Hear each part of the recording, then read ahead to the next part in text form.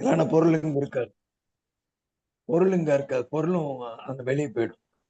மேற்புறத்துல இருக்க தள்ளப்பட்டு.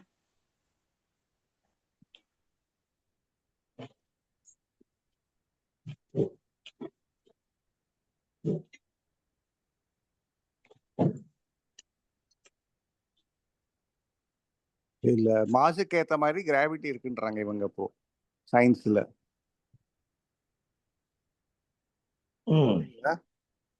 ஆமா, மாசுக்கு ஏத்த மாதிரி கிராவிட்டி இருக்கு அப்படின்றாங்க. அப்போ அது வந்து ப்ரூவ் பண்ணிருக்கிறாங்க. இப்போ ஒவ்வொரு மாசத்துக்கும் ஒரு காந்த களம் வந்து இப்போ பூமிக்கு இருக்கிற மாதிரியே சூரியனோட காந்த களம் ரொம்ப தூரம் வரைக்கும் இருக்கு. அதுலதான் எல்லா பிளானட்ஸும் இருக்கு அப்படிங்கறதெல்லாம் சொல்றோம். சரி, சரிங்களா? அப்போ அந்த காந்த களம் என்பது விலக்கு விசையா ஈர்ப்பு விசையா? நீங்க வெறும்னே காந்தம் மட்டும் பேச முடியாது குரு. வெளியில மின் நிரம்பப்பட்டிருக்குல்ல, அதனுடைய ஸ்பின் ஸ்பீடுனா எல்லாம் கணக்கு வரணும். இப்போ சூரியன் எடுத்துட்டோம்னா புளூட்டோ வரைக்கும் வந்து அதையும் தாண்டி பல பல இது சூரியன்ல இருந்து வெளியே இருக்கிற நீங்க நம்ம லைஃப் ஃபோர்ஸ் பார்ட்டிகளா இருக்கலாம், ஆட்டமா இருக்கலாம், ஹைட்ரஜனா இருக்கலாம், ஹீலியமா இருக்கலாம். அதனுடைய இடம் வந்து அந்த வீச்சு அது வரைக்கும் இருக்கு. புளூட்டோ நெப்டியூன் வரைக்கும் இருக்கு. வெறும் காந்தம் மட்டும் பாத்தீங்கன்னா உங்க கணக்கு ஓகே, காந்தம் கரைஞ்சு போயிடணும். ஆனா இதுல இருந்து வெளியே வந்து விண்ணணுக்கள் பூமி முழுவதும், அப்ப அது தகுந்த மாதிரி ஸ்பெசிபிக் கிராவிட்டில அதுங்க இடத்த அடிச்சுக்கிட்டு இருக்கும். அதான் சூரியனுடைய காந்த புலமா பார்க்கணும். வெறுமனே காந்தம் முட்டை அப்படின்னீங்கன்னா நீங்க சொல்ற கான்செப்ட் ஓகே.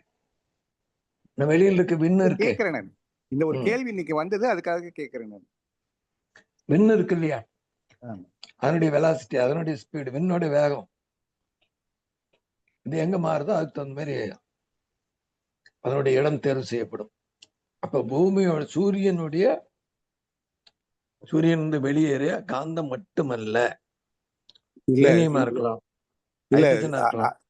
அதுதான் அததான் வந்து நான் என்ன கேட்க வரேன்னா, விலக்கு விசை அப்படிங்கிறது ஈர்ப்பு விசையின் திணிவுன்னு எடுத்துக்கிட்டா என்னன்னு கேட்கிறேன். அல்லது அது கன்ஃபியூஸ் ஆயிடுங்கிறத நம்ம திருப்பி மாத்தி பேசுறோம். ஈர்ப்பு விசை அது வந்து புரியுறவங்களுக்கு மையப்புள்ளி வரைக்கும் வந்து வெளியேறும் பொழுது அப்படின்னு வருது. அப்போ டோட்டல் ஒவ்வொன்றுக்கு தனித்தனியா பார்க்க தெரியும், தொகுப்புக்கு மையம் பார்க்க தெரியணும், மையத்துல இருந்து என்ன வெலாசிட்டி இருக்குன்னு போடணும். அப்ப ஒவ்வொன்றுக்கு டிஃபரெண்ட் வரும். ஈர்ப்பு விசை தான் விலக்கு விசையா வருதுன்னா ஸ்பின் ஸ்பீடோட கணக்கை ஒட்டி மாறுபடுது. தொகுப்புல மாறு, அதான் தொகுப்புல மாறுது. அப்ப அந்த வித்தியாசப்படுங்கிறதுனாலதான் நம்ம காந்தம் தனியா பிரிச்சு பேசுறோம், ரிப்பல்சிவ் ஃபோர்ஸ் பிரிச்சு பேசுறோம்.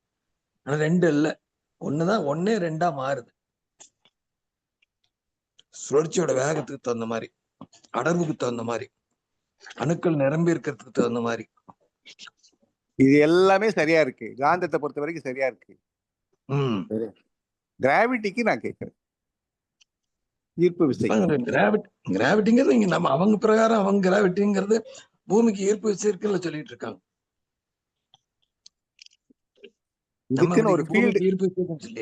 ஒரு ஃபீல்ட கிரியேட் பண்ணிடுது இல்லைங்களா, ஒரு காந்த களம் இல்ல காந்த புலத்தை கிரியேட் பண்ணிடுது இல்ல.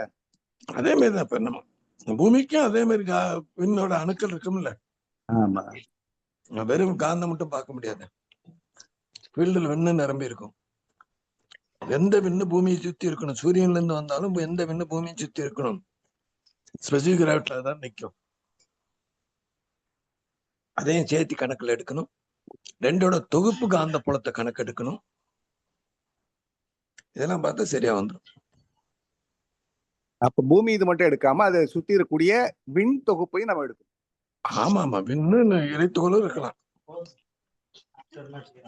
விண்ணு அதாவது காற்று களம்னு சொல்றோம் இல்லைங்களா, காற்று களம், அதுக்கு மேல விண்கலம், இது எல்லாமே காற்றுலயும் மறுபடியும் மாறும். அதனுடைய ஸ்பெசிபிக் கிராவிட்டி மாதிரி ஹைட்ரஜன் மேல இருக்கும், ஹீலியம் தாண்டி அதுக்கு மேல ஹைட்ரஜன் மட்டும்தான் இருக்கும்.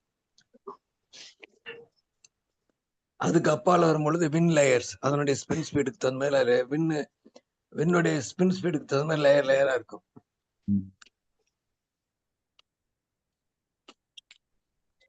அதெல்லாம் கணக்கில் எடுத்தா சரியா வந்துடும்.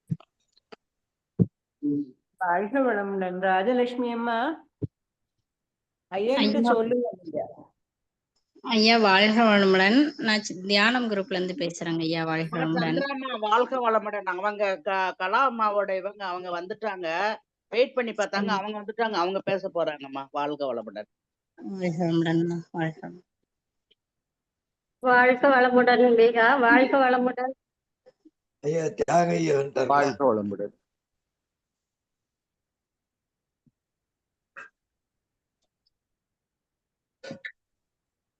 சாந்தியமா ஐயா வந்துட்டாங்களா இல்ல நேரம் ஆகுங்களா?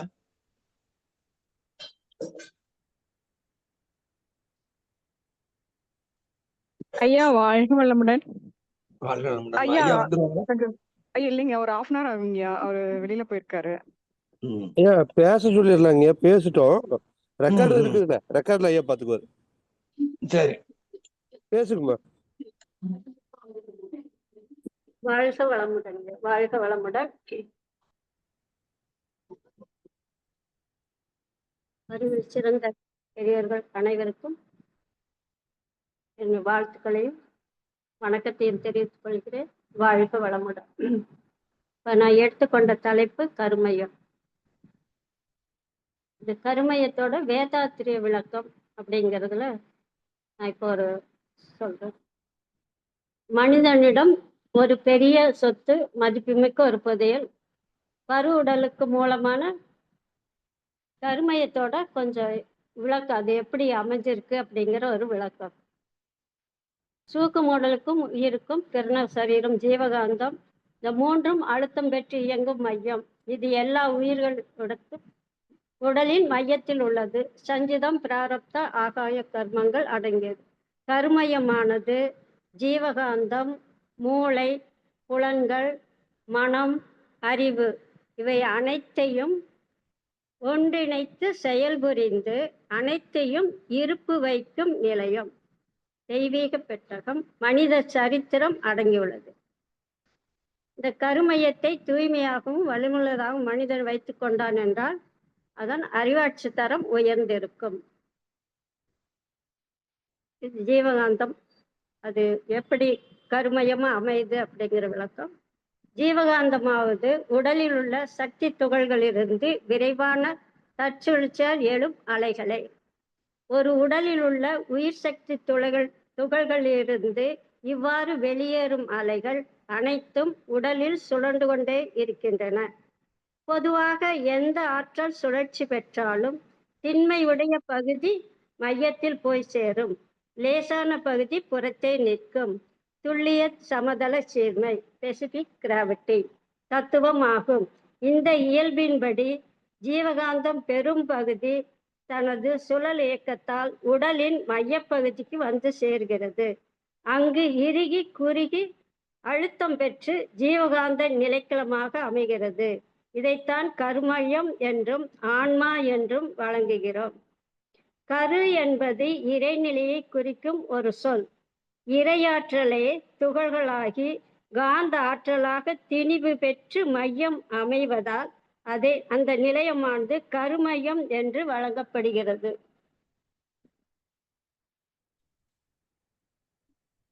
இது எவ்வாறு பதிகிறது?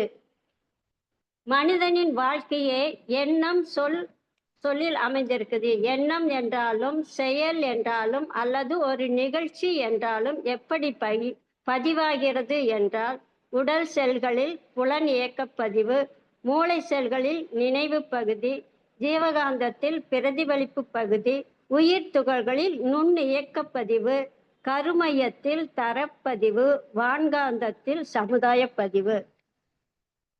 இது எப்படி பதிவாக ஒரு பாடல் குறிப்பிட்டிருங்க. சுழற்தட்டு விளையாட்டில் சுற்றிவிட்டு பரல் போல் அப்படிங்கிற அந்த பாட்டை குறிப்பிட்டிருக்கேன். எப்படி அது எப்படி உள்ள மையமாக அமையுதுங்கிற இந்த பாடல் குறிப்பிட்டிருக்கேன். மனிதன் பிறக்கிறான், இறந்து போகிறார். பிறக்கும்போது அவனுடன் வந்ததும் இறக்கும்போது அவனை தொடர்ந்து செல்வதும் அவன் ஆற்றிய வினை பதிவுக்கு மட்டுமே ஆகும். எனவே வினைகளை தேர்ந்து செய்வோம். இப்போ ஒரு பாடியை எடுத்துக்கொண்டால் body is only a physical இல்லையா? குறிப்பிடத்த பிசிக்கல் பாடி. இது மேக்னெட் ஃபோர்ஸ் தான் அவ்வளவும். அதனால் நாம் செய்த செயல்கள் அத்தனையும் எந்த செயலாய் இருந்தாலும் அலைதான். அலையாக சுழலாக சேர்ந்து ஒன்றை ஒன்று கலைப்பதில்லை. ஏனென்றால் எத்தனை கோடி அலைகள் வந்தாலும் சேர்ந்து கொள்ளும். ஒரே புள்ளியில் 10,000 சுழற்சியை செலுத்தினாலும் ஒன்றை ஒன்று கெடுக்காமல் இருக்கும். அதுதான் இன்று கம்ப்யூட்டர் ரெக்கார்டிங் மெக்கானிசம். கம்ப்யூட்டருக்கு எலக்ட்ரிசிட்டி அதன் இருந்து அந்த செயல்பதிவை ஒரு பிரஷர் கொடுக்கப்பட்டால் பிரஷர் அந்த கோணத்தில் போய் அந்த சுழற்சியிலே மிகவும் நுண்ணிய சுழற்சி மறுபடியும் இதை அழித்து விட்டோமானால் மேக்னிசம் செய்கிறது. அங்கிருந்து வந்த பிறகு என்ன எடுத்து காட்ட வேண்டுமோ அது எடுத்து காட்டப்படுகிறது. முதலில் சுருக்கப்படுகிறது, மறுபடியும் விரிவடைகிறது. அதே போல்தான் ஒரு காட்சியை பார்க்கும்போது சுருங்குகிறது கண் வரையில், பிறகு மூளையில் இன்னும் சுருங்குகிறது. உள்ளே செல்லும் போது அளவுக்கு சுருங்கி விடுகிறது. ஆனால் மனம் மட்டும்தான் எடுக்க முடிகிறது. எந்த இயக்கத்தில் ரொம்ப நுணுக்கமானது, ஒன்றுமே இல்லாது. இந்த ஒன்றுமே இல்லாதான் அறிவாக இருப்பதால் எவ்வளவு சிறியதாக இருந்தாலும் அது ஒன்றுதான் அறிய முடியும். ஆனால் அது if it is engage spring அது முடிவதில்லை. தியானத்தால் மனிதன் அலைநிலையத்தை நுணுக்கமாக கொண்டு செல்லும் போது இவ்வளவும் சேர்ந்து எல்லாம் எக்ஸ்பீரியன்ஸ் பயோமேக்னிசம் தான் கேரக்டர் ஆகிறது. Inference are within the biomechanism field. ஒரு தலைமுடியை எடுத்துக்கொண்டாலும் சரி, அதிலிருந்து ஒரு செல் எடுத்தாலும் சரி, அது மேக்னெட் செய்கிறது. இந்த பாடியிலிருந்து எல்லா தன்மையும் அதிலே வருகிறது என கண்டுபிடிக்கப்பட்டுள்ளது. அதே போல் எந்த பொருளை எடுத்தாலும் சரி, ஒரு மரத்தில் வித்து வருகிறது. அந்த வித்தில் அந்த மரத்தின் மேக்னெட்டிக் ஃபோர்ஸ் தான், காந்த அழுத்தம் தான். அது எத்தனை கோடி தலைமுறைகளாக வித்தோ அத்தனையும் இம்ப்ரிண்டாக கேரக்டர் ஆகி இப்பொழுது அந்த மேக்னெட் ஃபோர்ஸில் இருக்கிற விதையில் உள்ள அணுதான் அந்த பிரிண்டை வைத்திருக்கிறது.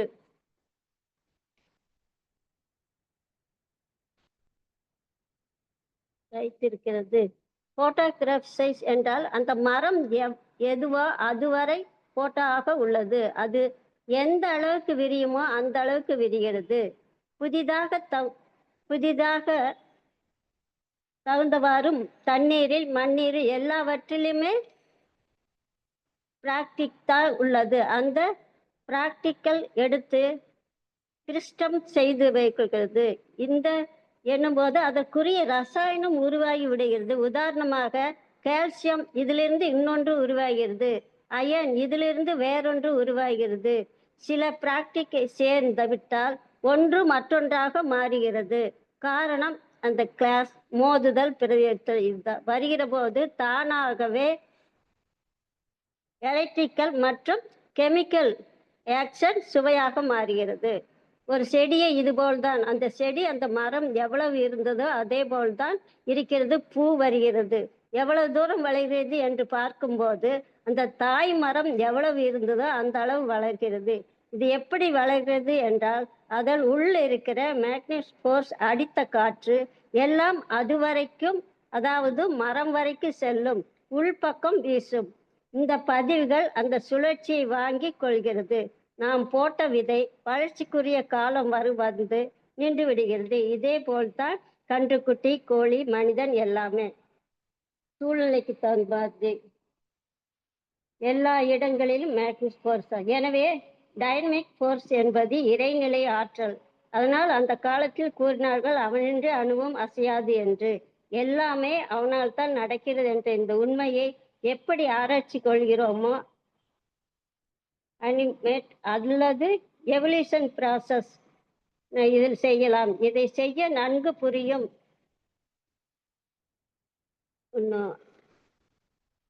கருத்தொடராக நம்மை வந்தடைந்த நமது கருமைய உயிரினம் தோன்றிய நாள் முதற்கொண்டு அனைத்து நிகழ்ச்சிகளும் பதிவாகி உள்ளன. ஒவ்வொரு நிகழ்ச்சியும் ஒரு குறிப்பிட்ட அலைவரிசையில் பதிவாகி இருக்கும்.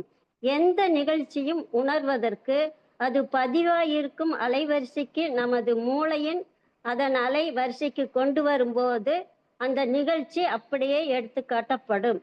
நமது மூளையின் நியூரான் செல்கள் செயல்பாடுகளால் அலைகள் உருவாக்கப்பட்டு அந்த அலைகள் நம்மில் இருந்து நாலா பக்கமும் செல்கின்றன. நமது மூளையில் உருவாகும் அலைவரிசை நமது சூழ்நிலைக்கு தக்கவாறு அமையும். ஆழ்ந்த தூக்கத்திலும் அதிகாலை எழுந்திருக்கும் போதும் நமது மூளையின் அலைவரிசை குறைவாக இருக்கும். கோபம், கவலை போன்றவற்றால் மூளையில் உருவாகும் அலைவரிசை அதிகமாக இருக்கும். பலவிதமான அலைவரிசைகளை கொண்ட கருமைய அலைகள் மூளையில் வந்து மோதும் போது மூளையின் அலைவரிசைக்கு ஒத்த அலைவரிசையைத்தான் ஏற்றுக்கொள்ளும். அதில் உள்ள செய்தி செயலாக மலரும். தவத்தின் மூலமாக மூளையின் அலைவரிசை மிகவும் குறைவாக இருக்கும். அப்போது கருமையத்தில் உள்ள குறைவான அலைவரிசை மூளையின் அலைவரிசையில் மோதும் போது செயலுக்கு வரும். குறைவான அலைவரிசையில் தான் அன்பு, கருணை, நன்றி போன்ற நல்ல குணங்கள் பதிவாயிருக்கும். சூழ்நிலைகளால் ஏற்படும் புறச் செயல்களால் மூளையில் ஏற்படும் அலைவரிசை அதிகமாக இருக்கும் போது நமது கருமையத்தில் அலைவரிசை அதிகமாக உள்ள அலைகள் தான் மூளையில் ஊடுருவி செயலாக்கம் பெறுகிறது. கருமையத்தில் அதிகமான அலைவரிசை உள்ள ஆணவம், ஆசை, கனவு, சினம் போன்றவற்றால் தீய குணங்கள் இதனால்தான் ஏற்படுகிறது. அடுத்தது இதனால்தான் ஏற்படுகிறது. இது ஒரு நமது மூளையின் அலைவரிசைக்கு ஒத்த கருமையத்தில் உள்ள அலைவரிசை மூளையில் ஊடுருவி நமக்கு தெளிவாக எண்ணங்களாக மலர்ச்சி பெறுகிறது. இந்த பாடல் மூலம் மகிழ்ச்சி கூறுகிறார். உலகெங்கும் ரேடியோவில் ஒளி அலைகளாய் அளிக்கும் செய்தியெல்லாம் கலந்தொன்றாய் வான்காக்களத்தில் உள்ளன. அவை ஒன்றும் கலைந்து விடுவதில்லை, அவை அழிந்து விடுவதும் இல்லை. இந்த பாடல் எழுதியிருக்குங்கய்யா. கர்மேந்திரியங்களாலும் ஞான இந்திரியங்களால் ஆற்றும் செயல்கள் அனைத்தும் மூளையில் அலைகளாக கருமையத்தை அடைகின்றன. இப்பதிவுகள் மீண்டும் பிரதிபலிக்கப்பட்டு மூளை செல்களில் மோதும் போது மூளை தனது அலைவரிசைக்கு ஒத்த கருமைய அலைகளை உள்வாங்கி அந்த அலைகளில் உறுப்புகளுக்கு கட்டளையிடுகிறது. கட்டளையின்படி உடல் உறுப்புகள் இயங்கி அந்த செயலாக இன்பமாகவோ அல்லது துன்பமாகவோ மலர்கிறது. ஒரு மரத்தை பார்க்கிறோம், அதே மாதிரி மரத்தை பார்க்கிறோம், அது ஒரு எக்ஸாம்பிள் அதே மாதிரி பதிவாகிறது அப்படின்னு எழுதிருக்கீங்க. இது கருமயம். கருமயத்தில் அறிவு அப்படிங்கிறத எப்படிங்கிறத பிரபஞ்சத்தில் ஒரு பாடல் முதல்ல எழுதியிருக்கேன். அறிவு அப்படிங்கிறதுக்கு ஆறறிவின் ஆரம்ப நிலையில் நின்று அனுபவித்தாய், அனுபவத்தின் பயனை உணர்ந்தாய், பேரறிவை பெற வேண்டிய பெருத்த வேகம் பெரிதென்று விஞ்ஞான துறையில் இட்டாய். யாரறிந்த ஒன்றும் இதில் ஞான கர்ம இந்திரியங்களுக்கு உபகருவியாச்சு. ஊரறிந்தாய், உலகறிந்தாய், உன்னை யார் என்று ஒன்று மட்டும் அறியவில்லை விஞ்ஞானத்தால். அறிவின் பயணம் பேரறிவை நோக்கிய பயணமாகும். அறிவை பிரபஞ்ச அளவுக்கு விரிந்து நின்று அணிவிலும் குறுகி நின்று ஆராய்ந்தால் அறிவு எது, எங்குள்ளது, அது எங்கே, அணுவிலே ஒடுங்கி விளக்கமாகும். அப்போது நீ யார் என்று விளக்கமாகும். பிரபஞ்சத்தில் அறிவு. பிரபஞ்சத்தில் அனைத்து தோற்றங்களும் உருவமைப்பு, குணம், காலம் 3 திறங்களை கொண்டு சிறிது கூட இயக்க நியதி வலுவாது செயல்புரிகின்றன. பிரபஞ்சத்தில் உள்ள அனைத்து இயக்கங்களையும் சிறப்பான நுண்மையான அந்தந்த இடத்திற்கு தேவையான முறையில் எல்லா காலங்களிலும் இயக்கி கொண்டிருக்கிறது. அந்த ஒழுங்காற்றல் தான் அறிவு என்றும் பேரறிவு என்றும் போற்றப்படுகிறது. The order of function, everything, everywhere. பிரபஞ்சத்தில் கோடிக்கணக்கான நட்சத்திரங்கள் கோள்களும் இயங்கினாலும் அவை ஒவ்வொன்றும் மோதிக்கொள்வதில்லை. பேரறிவான இறைநிலை தன்னிருக்கு ஆற்றலாலும் நுண்ணறிவாலும் நொறுங்கி நுண்ணிய இறைத்துகளாது. இறைத்துகள் என்பது இறைநிலையின் நுண்பகுதி. இறைநிலை சூழ்ந்தல் ஆற்றலால் ஒவ்வொரு இறைத்துகளும் சுழல்கிறது. சுழற்சியின் காரணமாக மையம் உண்டாகிறது. இதன் காரணமாக இறைத்துகளின் மையத்தில் பேரறிவே மையமாக அமைந்து விடுகிறது. இது பூதங்கள் வரையில் இது மையமாக இருக்கிறது. ஜட பொருள்களில் அறிவு. உருவமைப்பு, துல்லியம், இயக்க ஒழுங்கு. உருவமைப்பு பல கோடி கூட்டாக அமைந்துள்ளது. பின் விண் கோள வடிவமாகவும் சுழற்சியாகவும் புலன்காட்சிக்கு எட்டாத மிக நுண்ணியதாகும் உடையதாகும். அணுக்கள் கூடிய தொகுப்பில் தோற்றப்பொருட்கள் புலன்காட்சிக்கு உட்பட்டது. இதுதான் உருவமைப்பு. துல்லியம் உருவமைப்பில் அடங்கியுள்ள இறைநிலையின் தன்மையை வெளிப்படுத்துவது துல்லியம் என்றும் குணம் என்றும் சொல்கிறோம். ஜடப்பொருள்களில் தன்மை துத்தநாகம், அது விஷத்தன்மையாக மாறுகிறது. இயக்க ஒழுங்கு அணுக்களில் விரைவு சுழற்சிக்கு எண்ணிக்கைக்கு ஏற்ப முறையான வகையில் மாற்றம் ஏற்பட்டு கொண்டே இருப்பதை இறைநிலையின் இயக்க ஒழுங்கு என்கிறோம். அனைத்து உயிர்களிலும் தோற்றம், வளர்ச்சி, மறைவு இயக்க ஒழுங்காக அடங்கியுள்ளது. உதாரணமாக நெற்பயிர் எவ்வளவு நாளில் வளர்ந்து பயன் கொடுப்பது, பின் காய்ந்து போவது என்பது இறைநிலையின் ஒழுங்காகும். குழந்தை கருத்தரித்த நாளிலிருந்து 10 மாதங்கள் வரை எந்த வகையில் வளர்ச்சி அடைய வேண்டும் என்பதும், பிறந்து வளர்ந்த காலத்தில் என்னென்ன மாற்றங்கள் அடைய வேண்டும் என்பதும் இயக்க ஒழுங்காகும். உயிர் உள்ளவற்றின் அறிவின் சிறப்பு. உணர்தல், துய்த்தல், பிரித்துணர்தல். உடலுக்கு வெளியே புறப்பொருளிலிருந்து வரும் தன்மை உடலுக்குள் மோதும் போது அதிர்வும் சலனமும் உண்டு. இதனால் உடலுக்கு ஓடும் ஓட்டங்களில் தடை ஏற்படுகிறது. தடையே உணர்தலாகும். துய்த்தல் புறப்பொருளில் இருந்து வரும் அலையின் தாக்கம் அந்த ஜீவனின் காந்த களத்தில் கலப்புற்று ஜீவனின் கருமைய மையத்தில் உள்ள பேரறிவு புறப்பொருளிலிருந்து வந்த அழுத்தத்தை தன்னிடம் உள்ள அழுத்தத்தோடு இணைத்துக் கொள்கிறது. இந்த நிலையை துய்த்தல்.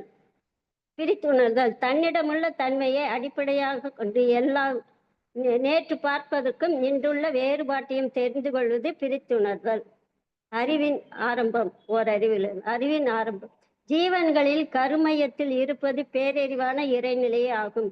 இதுவே அகம் என்றும் போற்றப்படுகிறது. தட்பவெப்ப நீரின் தன்மை ஆகிய மாறுபட்ட நிலைகளுக்கு தள்ளப்படுகின்ற போது, தொடக்க நிலையில் ஜீவன்களுக்கு உணவு கிடைக்காத போது அவற்றின் கருமையத்தில் அமைந்துள்ள அறிவே உயிர் வாழ வகை செய்கிறது. ஓரறிவு தொடக்க நிலையில் அவற்றின் ஜீவகாந்தமே பச்சையமாக மாற்றி ஜீவனுக்கு எழுந்த ஆற்றல் ஓரறிவு. அப்ப ஈரறிவு அப்படி வருதுங்க. ஈரறிவு சும்மா விளக்கம். ஈரறிவு விலங்கின பிரிவை சார்ந்த ஒரு ஜீவன் தனது உணவு கேட்டு தேடும் போது அதன் மையத்தில் இருக்கும் அறிவு நகரும் போது முன்பகுதி உடைந்து வாய் வந்தது. இது புலன் அறிவில் 2வது அறிவு. 3 மீண்டும் மீண்டும் பசி உணர்வு வந்து தனக்கு உயிர் வாழ வேண்டும் என்ற எண்ணம் அந்த மையத்தில் இருக்கும் அறிவு வாசனையை உணர்ந்து கொள்ள கூடிய மூக்காக அறிவு மலர்ச்சி பெற்றது. ஜீவன்கள் அனைத்திலும் உயிர் வாழ வேண்டும், அதற்கு உணவின் தேடல் பார்க்க வேண்டும் என்ற எண்ணம் வந்தபோது அதன் அகமாக இருக்கும் அறிவின் எழுச்சிதான் கண் என்ற புலனாக மலர்ந்தது. ஜீவர்கள் அனைத்தும் பசியுணவு தீர்க்க வேண்டும் செல்லும் போது தான் எதிரிகளிலிருந்தும் தன்னை பாதுகாத்து கொள்ள வேண்டும் என்ற எண்ணம் தோன்ற அதன் அகமாக இருக்கின்ற அறிவின் எழுச்சிதான் கேட்கும் கருவியாக காதாக மலர்ந்தது. இவ்வாறு ஒரு சொல் அமீபா முதல் 5 அறிவு விலங்கினம் வரை அதன் கருமையத்தில் இருக்கும் அறிவின் எழுச்சிதான் 5 புலன்களாக மலர்ச்சி பெற்றது. அச்சீவன்கள் வாழ்கின்ற சூழ்நிலைக்கு ஏற்ப உருவ அமைப்பும் இயக்க வடிவமைப்பு அந்த பேரறிவுதான் வழி நடத்துகிறது. அவைகள் செயல்படும் வாழ்க்கை சூழல் சூழல்கள் எண்ணி பார்க்க வெறும் வியப்பாக இருக்கும். ஓரறிவு தாவரத்தில் குளிர்காலம் தொடங்கும் முன் இலையில் உள்ள பெரும்பகுதி சத்து பொருள்களையும் உணவுப் பொருள்களையும் கிளைக்கும் தண்டுகளுக்கும் வேர்களுக்கும் அனுப்பிவிட்டு இவைகளை உதிரச் செய்து தன்னை பாதுகாத்து கொள்கிறது. குளிர்காலம் நீங்கியதும் துளிர்க்க ஆரம்பிக்கிறது. பிறகு பூக்களும் வண்ணங்களும் வாசனைகளும் தேன் முதல அமைந்து இவை அனைத்தும் அந்த பேரறிவின் செயல்பாடுதானே. ஒவ்வொரு ஜீவனிடத்தும் கருமையத்தில் அறிவாக இருந்து அதன் தேவைகளை பூர்த்தி செய்கிறது. தேனீக்கள் மூவறிவுதானே. அதன் கூட்டில கண்ணறைகள் மிகவும் துல்லியமாக அளவில் சற்று மாறுபாடு இல்லாமல் கட்டப்படுவது அறிவின் செயல்தானே. பறவைகள் கூடு கட்டி இனப்பெருக்கம் செய்யும் மிகவும் விந்தையாக இருக்கும். கூடு கட்டுவதற்கு எவ்வளவு அறிவாக நுட்பத்துடன் செயல்படுகிறது. சில பறவைகள் தரையில் முட்டையிட்டு குஞ்சு பொரிக்கும். தூக்கணாங்குருவி இவை நார்களை கொண்டு நீர் புகாதவாக மிகவும் பாதுகாப்பாக, அதுவும் அவற்றில் 2 அறைகளில் இருக்குமாறு அமைத்துக் கொள்கிறது. கீழே வழி வைத்துக் கொள்கிறது நீர் புகாமல் இருக்க. வாழ்கின்ற சூழ்நிலைக்கேற்ப கூடுகளை கட்டிக்கொள்கிறது. ஆனால் தாய் பறவை குஞ்சுகளுக்கு கூடு கட்டுவதற்கு சொல்லிக் கொடுப்பதில்லை.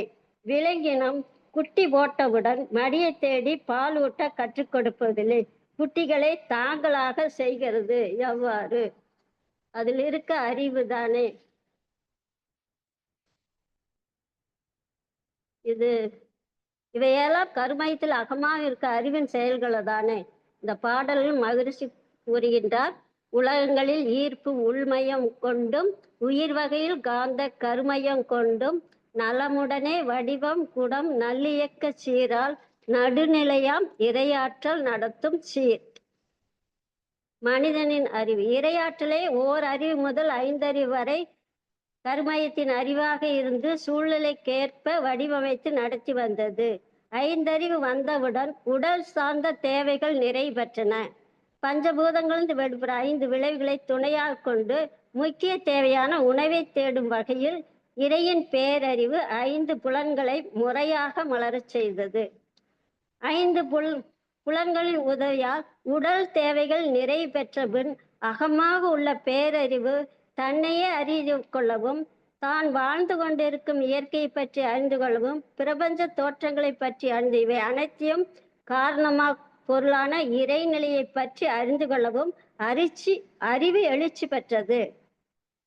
இவை எல்லாவற்றையும் அறிந்து கொள்ளும் மனிதனாக அறிவின் எழுச்சி. ஆனால் மனிதனிடம் இவை எல்லாவற்றையும் உணர்ந்து எழுச்சி கொள்ளும் அறிவுதான் 6வது அறிவாக மனிதனிடம் அறிவு எழுச்சி பெற்றது. ஆனால் மனிதனிடம் கருமையத்தில் வித்து தொடராக வந்த ஓரறிவு ஜீவனில் இருந்து 5 அறிவு ஜீவன் வரையில் அதை அடைந்த அனுபவங்கள் அத்தனையும் இருப்பாக இருக்கிறது.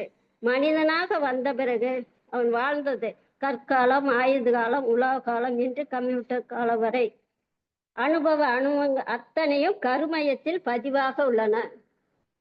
அதனால் தான் பேரறிவை நோக்கிய பயணத்தில் தடையாக இருக்கு. அது மனிதனின் அறிவாட்சரமா. மனிதனிடம் 5 ஸ்பரிசம், சுவை, வாசனை உணர்கின்ற அறிவாகவும் சிந்தனை திறமாக செயலுக்கு ஏற்ற விளைவு என்று கூறுதல் அளமாகவும் வெளிப்பட்டது மனிதனிடம். இயல்பு அறிவு நுண்மான நுழைபெறன் அறிவு, புலனறிவு, இயற்கை தத்துவ அறிவு, மெய்யறிவு பாக்கிகள். இவையெல்லாம் கருமையின் தன்மைக்கேற்ப செயல்புரியும் சிறப்புடையது. தேர்ந்தறிவில் 3 வகை உண்டு. சிற்றறிவு, கற்றறிவு, பற்றறிவு. புலன் இன்பங்களில் உடல் அளவில் எல்லை கட்டி வாழும் போது சிற்றறிவு. புலன் இன்பங்களில் நிரந்தரம் என்று எண்ணும் போது அது பற்றறிவாக மாறுகிறது. வயிற்று பசியாலும் உடல் பசியாலும் சிக்கியவன் பற்று, மாடி வீடு, கோடி பணம், பற்றுக்களை இவற்றை பற்றி கொண்டு இருக்கும் போது பற்றறிவாக இருக்கிறது. இந்நிலையிலிருந்து மாற பற்றுக பற்றற்றான் பற்றினை அப்பற்று பற்றுக பற்றுவிடற்க. குறள். எதையும் சார்ந்தில்லாத இறைநிலையை பற்றி கொள்ளும் போது மனிதனின் அறிவு சிறப்படைகிறது. இயற்கை அறிவாக அது மலர்ச்சி பெறுகிறது. இதுதான் எப்படி வாழ வேண்டும், வாழ்க்கைக்கு தேவை என்ன, தன் கடமை என்ன என்று சிந்தனை வளரும் மனிதனின் அறிவு சிறப்படைகிறது. இயற்கைதான் பஞ்சபூதங்களாகவும் உலகம் உயிரினங்களாகவும் இருப்பதை, அவற்றையெல்லாம் ஒழுங்காக இயக்கிக் கொண்டு இருப்பதையும் உணரும் போது பேரறிவாக மெய்யறிவாக மாறுகிறது. இதுதான் 6வது அறிவின் சிறப்பாகும். இந்த வகையில் மனிதனின் கருமையத்தில் உள்ள அறிவு செயல்படும் போது அந்த அறிவின் செயல்பாடு யாருக்கும் துன்பமில்லாமலும் துன்பப்படும் உயிர்களுக்கு கருணையோடு செயல்பெறும் தன்மையாக அமைந்து விடுகிறது. இந்த வகையில் தோற்றப்பொருள்கள் அனைத்திலும் இறைக்காட்சியாகவும் அறிவாக செயல்படுவதையும் உணரப்படும். கடைசியில் முடிவு. மனிதனுள்ள கருமையம் அமைப்பு செயல்களை ஆராய்ந்து உணர்ந்து கொண்டால் பேரியக்க மண்டல உண்மைகளை பலவற்றையும் இந்த தத்துவ மூலம் உணர்ந்து கொள்ளலாம். இன்பம் துன்பம் ஏன் வாழ்க்கையில் நிகழ்கிறது என்பதை புரிந்து கொண்டு நன்மை தரும் வகையில் எண்ணத்தில் விழிப்பு நிலை வந்துவிடும். கருவம அமைப்பை உணர்ந்து கொண்டால் உலக மக்கள் அனைவரும் கருமையத்தால் இணைந்திருப்பதை உணர்ந்து கொள்ளலாம். மேலும் கருமையம் பேரறிவின் இருப்பிடமாக இருந்து செயலாற்றுகிறது என்ற தன்மையும் தன்னையும் அறிந்து கொண்டால் உலக மக்கள் வாழ்க்கையில் அமைதியும் ஒத்து உதவி வாழும் தன்மை இயல்பாக உண்டாகும். இது பேரறிவாக கருமையத்தில் இருக்கக்கூடிய அறிவின் செயல்பாடுகளாக இது வேதாத்திரியத்தில் எப்படி இருக்கிறது, இத கடைசியில குறிப்பிட்டிருக்க எப்படி பதிவாகிறது. அப்படி ஒரு காட்டில் நடந்து போகிறோம், முள் குத்தி விடுகிறது, சில குறும் செல்கள் கிழிந்து விடுகின்றன. இதுவே பரு உடலில் பதிவாகும்.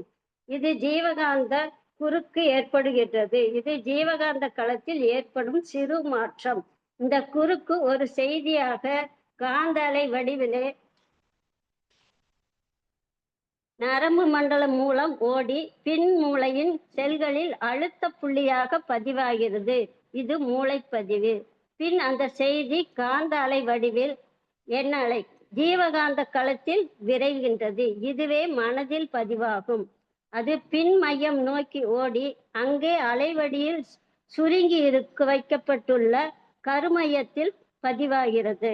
இந்த அலை ஒரு கருமையம் என்னும் போது அந்த அலை தொகுப்பு பகுதியுள்ள ஜீவவித்து குழம்பு என்னும் மூலக்கூற்று கூட்டில் பின் தரமாற்றம் ஏற்படுகிறது. இதுவே மரபு பணி ஹெரிடிக் இம்பிரிட் இவ்வாறு பதிவாகிறது. ஜீவவித்து குழம்பில் தரமாற்றம் அடைகிறது. அடுத்த முறை ஒரு முள்ளை பார்க்கும் போது இதுவே நிகழ்கிறது. கண் அந்த முள்ளை காந்த அலை வடிவிலே சுருக்கமாய் பெறுகின்றது.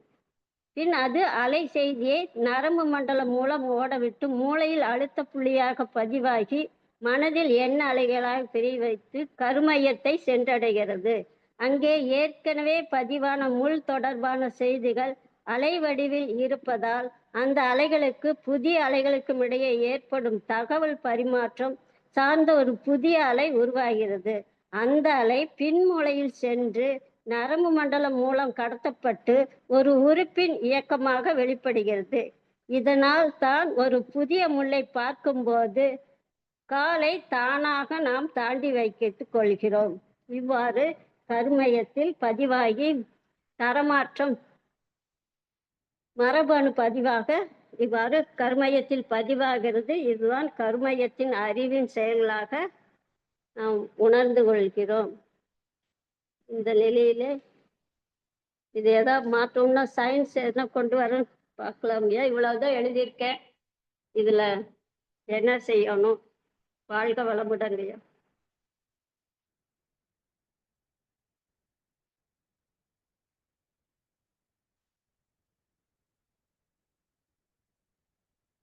வாழ்க வளமுடன். குரு ஒப்பீனியன் சொல்லுங்க.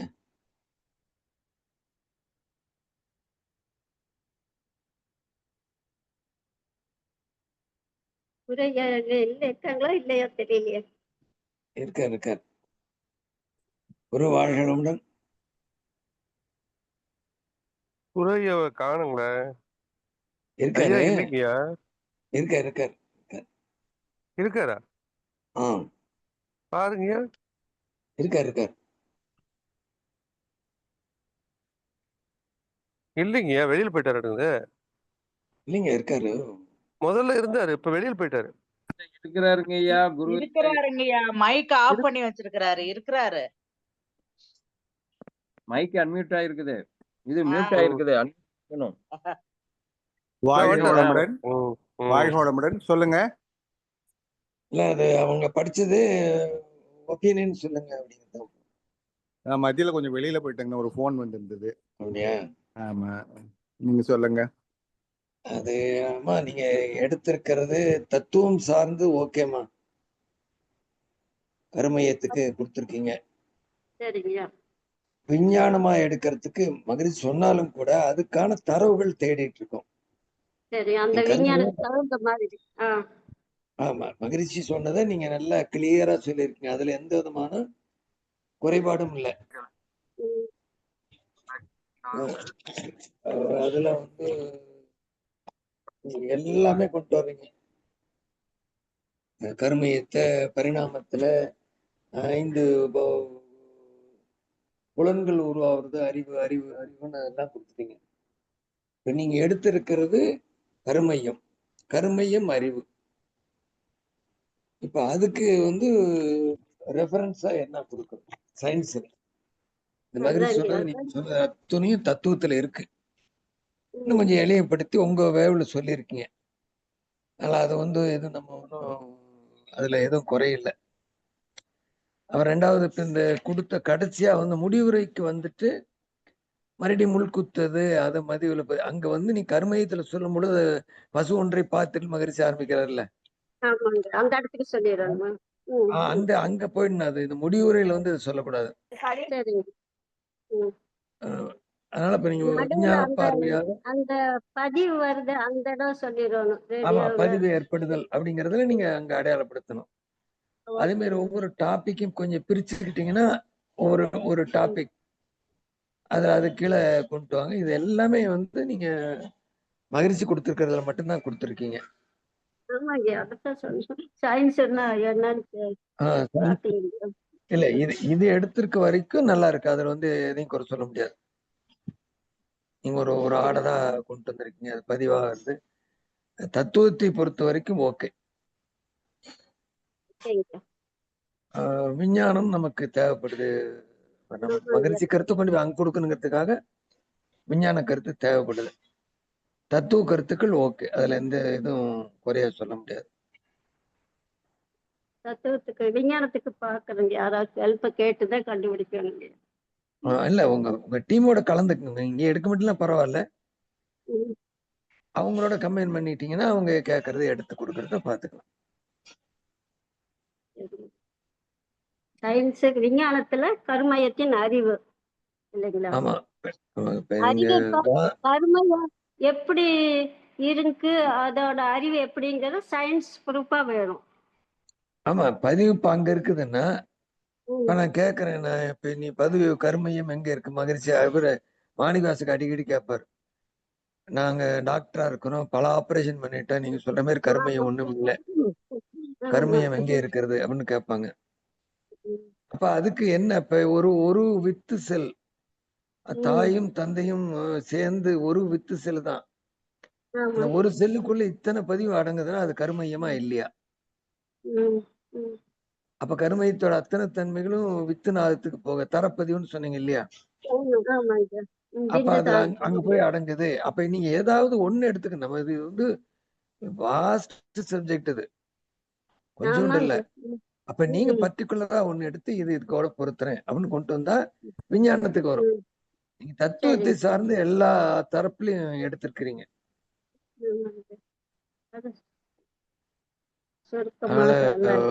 வாழ்த்துக்கள், பாராட்டுக்கள். இது கடைசி சயின்ஸ் ப்ரூஃபா வேணும் இல்லைங்களா? அதுதான் நம்ம மகிழ்ச்சி கருத்தை விஞ்ஞானமா கொண்டு போகணும்னு ஆசைப்பட்டுட்டு அந்த வேலையை செய்யறோம். ஆமா, நீங்க தத்துவம் சார்ந்தது கிளியரா கொடுத்துருக்கீங்க. அதுல ஏதோ முரண்பாடாவோ வித்தியாசமோ இல்ல. உங்க அங்க கட்டுரை அப்படியே இருக்கட்டும், சில தலைப்புகள் மாத்துங்க. இந்த முள்ளு குத்துது கடைசியா முடிவுல கொண்டு வந்தீங்க, அது பதிவு கொண்டு.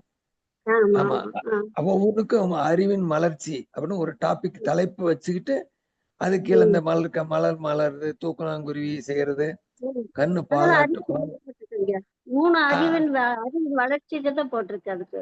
அது மாதிரி ஒரு டாபிக் கொடுத்துட்டு அது மாதிரி கொடுத்துட்டீங்கன்னா இது கொஞ்சம் ஆர்டர் மட்டும் பண்ணிட்டுன்னா தத்துவம் சார்ந்தது உங்களுக்கு கிளியரா இருக்குது. விஞ்ஞானத்துக்கு இன்னும் தேவைப்படுது.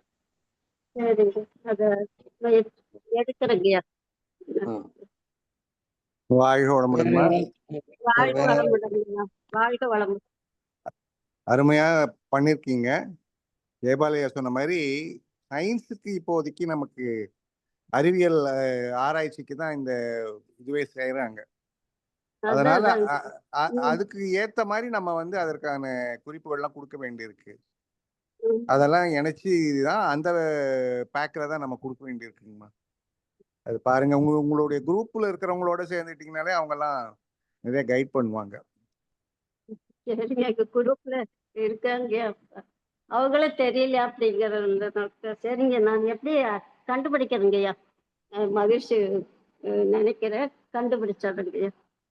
அப்புறம் இன்னைக்கு கொஞ்சம் நீங்க பதட்டத்துல அவசரமா பேசுனீங்களா? ஆமா, மணி இப்ப 1/2 மணி நேரத்துக்குள்ள படிக்கணுங்கிறது இருக்குது டைம். அது ஒண்ணு தெரிஞ்சது.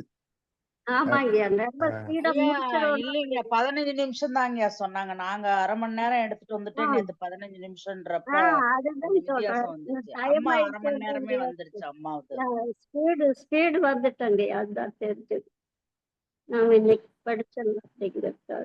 கொஞ்சம் நிதானம், இது கொஞ்சம் சுருக்கணுமாங்க, இன்னும் கொஞ்சம் சிம்பிள் ஆமா பண்ணணும். ஆமா. ஏன்னா கருன்னா இறைநிலை ஆமா, அவ்வளவு பெருசு, எல்லை இல்லாம இருக்குது. அது மையம்னா புள்ளி இல்லைங்களா? ஆமாங்க. அப்ப இறைநிலையை சுருக்கி ஒரு 15 நிமிஷத்துக்குள்ளார கொடுக்குற மாதிரி தான், அது பேர் தான் கருமையம். அதான். அதனால குறிப்பிட்ட ஒரு செய்தியை நீங்க எடுத்துட்டீங்கன்னா ஈஸியா பண்ணலாம். அவ்வளவுதான். அதாங்க. அது அறிவியல் பூர்வமா எடுத்துக்கிட்டீங்கன்னா ரொம்ப நல்லா இருக்கும். அதான். பாக்குறேங்க, முயற்சி பண்ணலாம். முயற்சி செய்யறேங்கய்யா. எவ்வளவு 2 நாளையில சயின்ஸ் அந்த டீம் ஒர்க்கா வச்சுக்கங்க. முடியலன்னா நீங்க ஏன்னா என்ன தேடினா அந்த டாபிக் டெப்தான டாபிக் தான். ஒரு டீம் ஒர்க்ல வச்சுக்கங்க. நானே செய்யணும்னு நினைச்சீங்கன்னா அது ஃபுல்ஃபில் ஆகாது. தத்துவத்துல தத்துவத்துல நீங்க கிளியர்மா. அதுல இப்ப இது எங்கேயுமே இது ஒன்றும் நம்ம குறை சொல்ல முடியாது. மகிழ்ச்சியோட கருத்து கரெக்டா எடுத்திருக்கீங்க. எவல்யூஷன் வருது, புலன் உருவாகிறது, அறிவின் தன்மை ஓகே. ஆனா அந்த கருமையத்துக்கான டெப்த் நம்ம கொடுக்கணும்னா பதிவுக்கு போகணும். எப்படி அந்த பதிவு, ஆமா, அந்த பதிவு விஞ்ஞானம் எங்க ஒத்துக்குது, எப்படி வச்சிருக்கு, கண்டுபிடிச்சிருக்காங்க. விஞ்ஞானம் வந்துருச்சாங்க கண்டுபிடிக்கிறதுக்கு. ஆமா, அதெல்லாம் நிறைய போயிட்டு டிஎன்ஏ போய் அது கோடானுக்குள்ள போய் இம்ப்ரிண்ட்ஸ் சீக்வன்சி பேட்டர்ன்ல வச்சிருக்கு. அதெல்லாம் நிறைய, அது ஜீன் ப்ராஜெக்ட் அதெல்லாம் நிறைய போகுது. ஜீன் எடிட்டிங் அதெல்லாம் நிறைய உள்ளுக்கு இருக்கு. வேவுக்குள்ள வர்றாங்க, செல் சிக்னலிங்ல வர்றாங்க, நிறைய இருக்குது. அது நீங்க போய் இன்னும் படிச்சு அதை எடுத்து கொடுக்க முடியாது. உங்களுக்கு அந்த சயின்ஸ் தரப்புல ஃபண்டமெண்டலே இல்லை. தத்துவம் சார்ந்து நீங்க கிளியர், என்ன கேட்டாலும் சொல்லுவீங்க. அது எங்க போகுது, எப்படி பாக்குறாங்க அப்படிங்கிறது இல்லைங்கனால நீங்க அந்த டீம்ல சேர்ந்துக்குங்க. அவங்க எடுக்கிறாங்களா என்னன்னு பார்க்கலாம். சரிங்க. சரிங்க. வாழ்க வளமுடன். சாமுண்டீஸ்வரிம்மா, அம்மா டைம் ஆயிடுச்சு. மணி 9 போகுது. அதனால நாளைக்கு தான் நம்ம பேச முடியும். இன்னைக்கு டைம் இல்ல. 1/4 மணி நேரம் இல்ல ஐயா கேட்கணும். ஐயா கேட்டுங்க. ஐயா, ஒரு 1/4 மணி நேரம் தியானம்ல இருந்து ஒருத்தர் படிக்கிறதுக்கு ஏதாவது வாய்ப்பு இருக்காங்க ஐயா? ஓகேம்மா, ஓகே, நீங்க எடுத்துக்கலாம். யாரு, நான் ஹோஸ்ட் கொஞ்சம் கொடுக்குறேன். சரிங்க ஐயா. யாரு எண்டு மீட்டிங் கொடுத்து வெளியில வரணும். சரிங்க ஐயா. குரூப்ல ஐயா யாரா? சந்திராங்க ஐயா. ஐயா வாழ்க வளமுடன் கொடுங்க. நான் பாத்துக்கிறேங்க ஐயா. போஸ்ட் கொடுத்தாலும் சரி. சரிங்க. யாரு ஒருத்தர் சொல்லுங்கம்மா. போஸ்ட் கொடுங்க ஐயா, எனக்கு கூட கொடுங்க, நான் பாத்துக்கிறேங்க ஐயா. எண்டு கொடுத்துறேன். ரைட்டுமா. எண்டு மீட்டிங் கொடுத்துட்டு வெளியில வந்துருங்க. உங்களுக்கு போஸ்ட் கொடுத்தாச்சுமா. சரிங்க ஐயா. நன்றிங்க ஐயா. நன்றி கண்மணி அம்மா. வாழ்க வளமுடன். வாழ்க வளமுடன்மா. வாழ்க வளமுடன்மா. ஆரம்பிங்கம்மா. ஆரம்பிக்கிறீங்களா? சந்திராமாக்கு கோகோஸ்ட் கொடுத்துடலாம். வாழ்க வளமுடன்மா. நேத்து போட்டிருந்து அப்படியே வருது அப்படின்னா நீங்க அதை அப்படியே பைபாஸ் பண்ணுங்க. இதெல்லாம் நேத்தே கொடுத்துருக்காங்கன்னு பைபாஸ் வந்துருங்க. சரிங்க ஐயா. சப்ஜெக்ட் அதுவா இருக்கனா உங்களுடைய நீங்க எப்படி பிரசன்ட் பண்றீங்கிறது தான் பார்க்க போறோம். ஏன்னா கருத்து அதுல ஏற்கனவே இருக்கிறத பார்த்துட்டோம். ஓகேங்கய்யா. அப்ப இந்த 10 நிமிஷத்துக்குள்ள நீங்க அது அவங்க ஏற்கனவே சொன்னதா இருந்தா அது ஓகே. ஏற்கனவே போன வாரம் அதுல சொல்லியிருக்காங்க, நேத்து சொல்லிட்டாங்க, அதே கருத்து இருக்கு. நீங்க புதுசா இருக்குன்னா அது இப்ப நீங்க இந்த 10 நிமிஷத்துல எப்படி பேச போறீங்கிறது மட்டும் தான் பாக்குறோம். பாயிண்ட்ஸ் எடுக்கல. ஓகே. ஓகேங்க. ஓகேங்க. வாழ்க வைய